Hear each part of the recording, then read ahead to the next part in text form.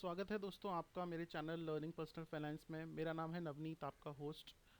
और आज जो मैं आपके सामने टॉपिक कवर करने जाऊंगा वो है इन्फ्लेशन। मैं इन्फ्लेशन की डेफिनेशन के बारे में आपको बताऊंगा कि इन्फ्लेशन क्या होता है, इन्फ्लेशन के इफ़ेक्ट्स क्या होते हैं। इन्फ्लेशन का बेसिकली मीनिंग होता है, हिंदी में अगर आप बात करें तो महंगाई बोलते हैं इन्फ्लेशन को। इन्फ्लेशन ट्रेंड मतलब जो महंगाई दर रही है हमारी कंट्री में, उसकी एक ग्राफिकल रिप्रेजेंटेशन दूंगा दोस्तों मैं आपको कि लास्ट 20-30 सालों में हमारा इन्फ्लेशन रेट क्या रहा है, उसके बारे में मैं आपको बताऊंगा। और मैं सिर्फ एक एग्जांपल यहाँ पे लूँगा एजुकेशन कॉस्ट का।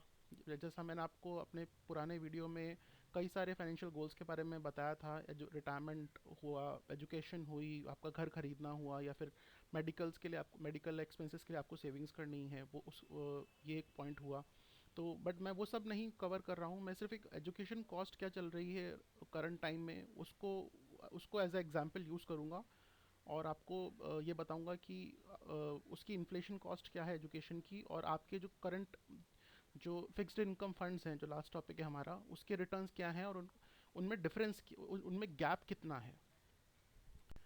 तो दोस्तों इन्फ्लेशन क्या होता है? इन्फ्लेशन का यहाँ पे जैसे डेफिनेशन दे रखी है, इसका मतलब होता है inflation refers to the rise in the pricing prices of most goods and services. जो हमारी डे टू डे लाइफ में जो हम चीज़ें यूज़ करते हैं, जैसे कि कपड़े हुए, हमारे खाने का सामान हुआ, हमारा ट्रैवलिंग हुआ, ट्रांसपोर्ट हुआ, हमारा घर खरीदने का रिक्वायरमेंट हुआ, पेट्रोल हुआ, और इसी तरह से कई सारी चीज़ें जो हम हमारी डे टू डे लाइफ में यूज़ करते हैं, जब इनका प्राइस इंक्रीज़ होता है और जिस रेट से वो इंक्रीज़ होता है, उस रेट को, उस दर को हम लोग इन्फ्लेशन बोलते हैं। इसका मैं टेक्निकल फॉर्मूले में नहीं जाऊंगा कि ये किस तरह से उसका इन्फ्लेशन का रेट निकाला जाता है, बट आप बस इतना सा ध्यान रखिए ताकि ये सबके समझ में आए कि इन सब जितनी भी प्राइसेस हैं, ऐसी कुछ एक लिस्ट है हमारी कंट्री में जो बनाई गई है, जिसमें कई सारी कमोडिटीज़ हैं। उन उन सारी इस लिस्ट के प्राइसेस को ऐड करने के बाद एक फॉर्मूला है जिसके बेसिस पर ये इन्फ्लेशन जो है रेट निकाली जाती है।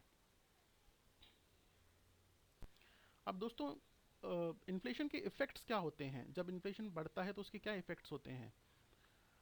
इन्फ्लेशन जब बढ़ता है तो इससे हमारा जो पैसे पैसे की जो परचेजिंग पावर है, उसके उसकी किसी चीज़ को खरीदने की क्षमता है, उसको वो गिरा देता है। इसका क्या मतलब है?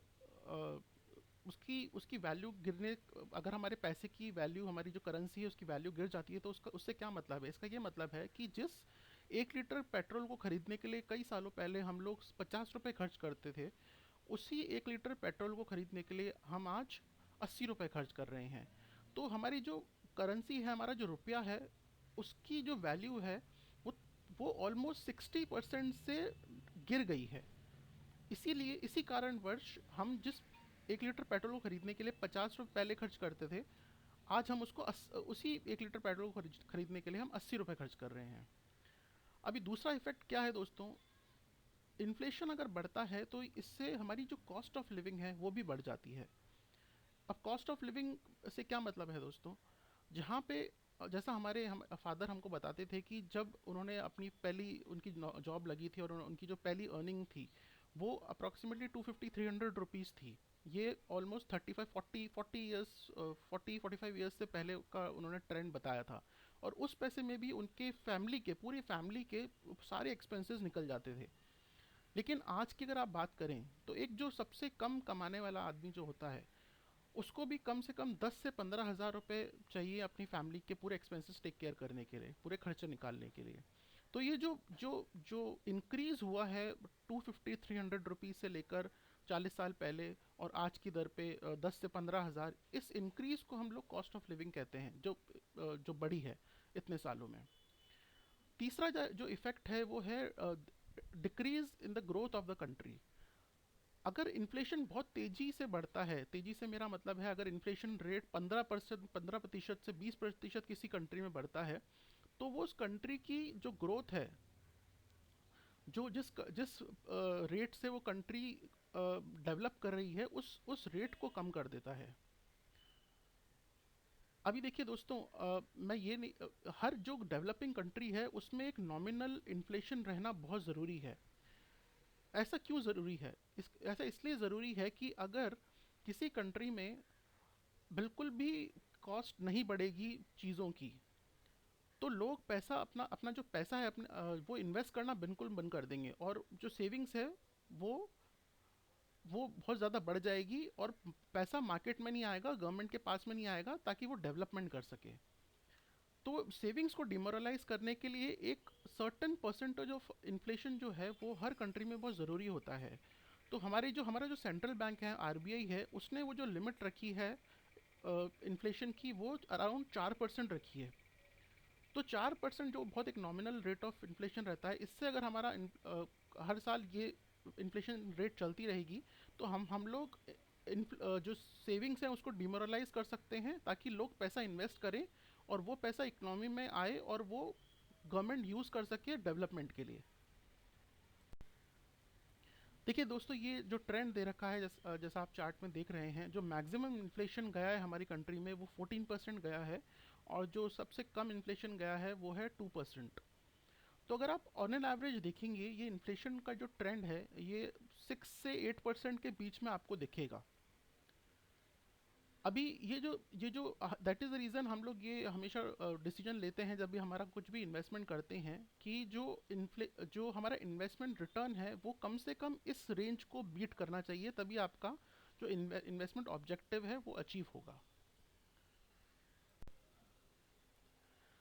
तो जैसा मैंने आपको बताया था दोस्तों, कि मैं एक एग्जांपल लूँगा किसी एक फाइनेंशियल गोल का। तो यहाँ पे मैं education as a financial goal ले रहा हूँ। अगर आप देखेंगे 2015 से 2020 में जो एजुकेशन का कॉस्ट है वो ऑलमोस्ट 12% से ज़्यादा इंक्रीज़ हुआ है।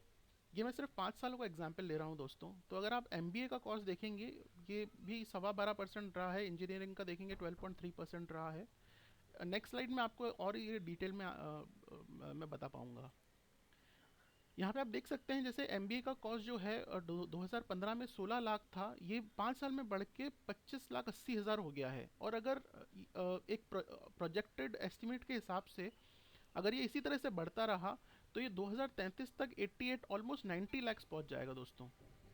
इसी तरह से मेडिसिन का जो कॉस्ट है, मेडिकल कोर्सेज का जो कॉस्ट है, वो 2015 में 12 लाख था, और जो ये 2020 में ये ऑलमोस्ट 19,30,000 हो गया है, 12%, 12.25% के रेट ऑफ ग्रोथ से। और अगर ये इसी तरह से बढ़ता रहा तो ये ऑलमोस्ट 50 लाख पहुंच जाएगा 2033 तक। तो अगर आप देखेंगे तो इन सारे कोर्सेज में जो आपका कॉस्ट है, जो इन्फ्लेशन कॉस्ट है एजुकेशन के लिए, वो 12% से ज़्यादा बढ़ रहा है। अभी देखिए दोस्तों, यहाँ पे जैसे आप आपके फिक्स्ड इनकम फंड्स देख रहे होंगे, जहाँ पे हम लोग अभी तक इन्वेस्ट कर रहे हैं, ये फिक्स्ड इनकम फंड्स हमें कितना रिटर्न देते हैं दोस्तों। जैसे फिक्स डिपॉजिट है वो आपको सिर्फ 8% दे रहा है। एलआईसी जो है वो आपको सिर्फ 6 से 7% का रिटर्न दे रही है। प्रोविडेंट फंड्स हैं, आपको 8% का रिटर्न दे रहे हैं, और पोस्ट ऑफिस स्कीम भी आपको 6 से 8% का रिटर्न दे रही है। जैसा आपने पुरानी स्लाइड में देखा, आपका जो एजुकेशन कॉस्ट है वो 12% से ग्रो हो रहा है, और जो आप पैसा इन्वेस्ट कर रहे हैं वो सिर्फ 6 से 8% की रेट ऑफ इंटरेस्ट के हिसाब से कर रहे हैं। तो दोस्तों, अल्टीमेट क्वेश्चन क्या है आपके लिए, कि क्या आप अपने इन्वेस्टमेंट को जस्टिफाई कर रहे हैं? क्या आप जो आपका पैसा इन्वेस्ट कर रहे हैं वो 8% की रेट ऑफ इंटरेस्ट से कर रहे हैं, और जो आपका जो ऑब्जेक्टिव है वो कम से कम आपको 12% चाहिए उसको अचीव करने के लिए। तो क्या आप जस्टिफाई कर रहे हैं आपके इन्वेस्टमेंट ऑब्जेक्टिव को? यही है आपके लिए अल्टीमेट क्वेश्चन। दोस्तों, यहाँ यही था मेरा आज अभी तक का वीडियो। मैं नेक्स्ट टॉपिक में ये सब जो टॉपिक्स हैं वो कवर करूँगा। फिक्स्ड इनकम प्रोडक्ट्स हुए, कुछ ओल्ड इन्वेस्टमेंट्स हैं वो कवर करूँगा, उनके एडवांटेजेस और डिसएडवांटेजेस कवर करूँगा।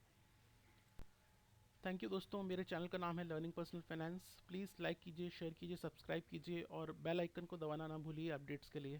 Thank you very much.